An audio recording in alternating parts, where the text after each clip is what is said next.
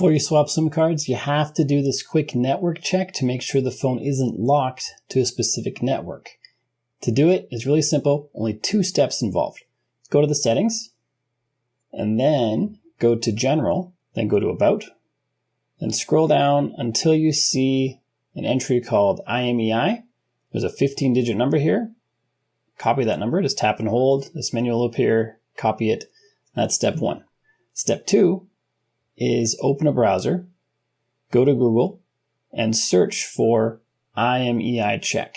The website I usually use is this one right here because it's free.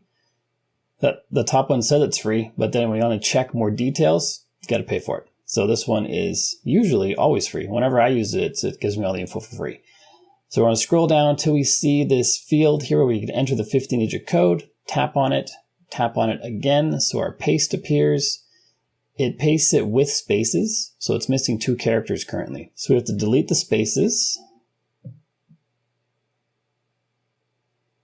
And then we have to obtain the last 2 characters, which in my case are number 6 and number 7. In the settings here for IMEI, we see the 6 and 7 at the end. Those were cut off. Those will always be cut off, the last 2. So before you copy from your settings, you just remember the last 2 digits, add them on, tap on Check IMEI. This takes a few seconds to check a bunch of databases to return the results. Here are the results, and aside from a whole bunch of other interesting info, you can see there's no carrier lock on this phone.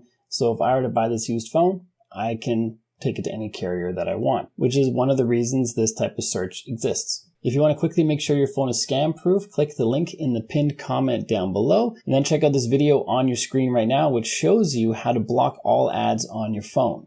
Super important. Make sure you check that out. If you got value from the video you just watched, like and subscribe to let me know, and I'll see you on this one.